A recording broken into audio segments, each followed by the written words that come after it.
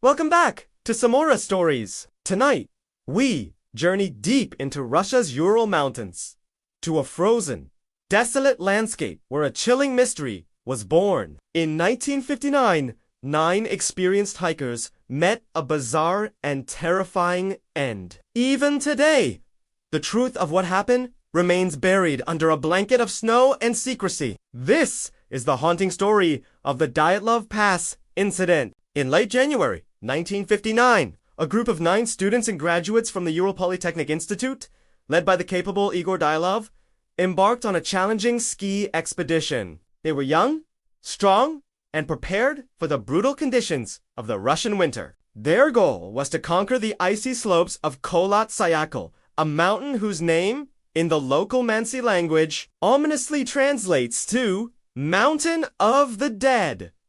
After battling harsh weather for several days, they made a critical decision to pitch their tent high on an exposed slope. That decision sealed their fate. It was the last night any of them would see alive. Weeks passed with no word.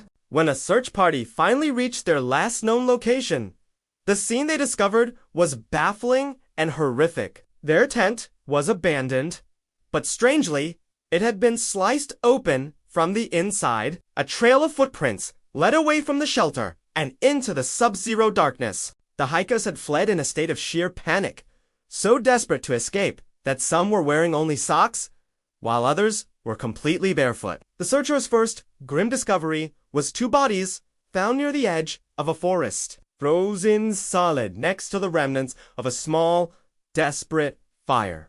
They were dressed only in their underwear. Further on, between the forest and the camp, 3 more bodies were found, including that of Igor. Their position suggested they had been trying to crawl back to the relative safety of the tent, but succumbed to the brutal cold. The true horror, however, wasn't uncovered until 2 months later.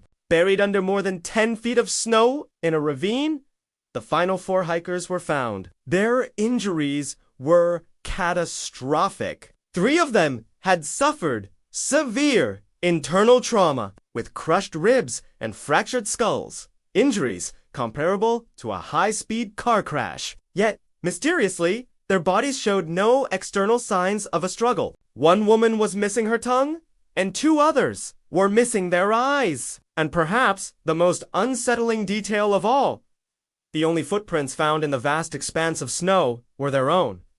Investigators were completely stumped. What could possibly compel 9 seasoned mountaineers to cut their way out of their only shelter and run, half-dressed, into a deadly blizzard? Over the decades, countless theories have tried to piece together this terrifying puzzle. The most widely accepted scientific explanation is an avalanche. Proponents of this theory suggest the group heard the telltale rumble of a slab avalanche and fled in panic, only to get lost in the dark and freeze before they could return. But this does unfully explain the horrific internal injuries or why they would have just dug out their tent. Another popular theory points to secret Soviet military testing. The area was rumored to be a site for clandestine weapons experiments. Could the hikers have stumbled upon something they weren't supposed to see? Becoming accidental victims of a parachute mine or a radiological weapon? This might explain the strange orange orbs that witnesses reported in the sky around that time, and traces of radiation later found on some of their clothing. Then there are the more fringe theories. Some believe the hikers encountered a UFO, and the orange orbs were alien spacecraft. Others suggest a rare natural phenomenon called infrasound, where specific wind patterns create a low-frequency sound that can induce feelings of intense, irrational panic and nausea, causing them to flee their own minds. Each theory explains a piece of the mystery, but none can account for all the strange and contradictory evidence. The original Soviet investigation only deepened the enigma. It was closed abruptly after just a few months, with the official cause of death listed as a compelling natural force. The files were classified, the location was sealed off for years, and key witnesses were silenced. That vague and ominous conclusion has fueled endless speculation and fear for over 60 years. Today, the Dyatlov Pass remains one of the greatest unsolved mysteries of the 20th century. Scientists and amateur sleuths continue to debate the evidence, but a definitive answer seems as distant as ever. The haunting details: the tent cut from within, the bizarre injuries, the missing tongue defy simple explanation. Every year, adventurers and mourners make the pilgrimage to the past to pay their respects to the 9 souls lost on that mountain. And local legends say that on stormy nights, when the wind howls across Koletsiakol, you can still hear their final, terrified cries echoing in the darkness. What do you think truly happened on that fatal night? Was it a freak act of nature,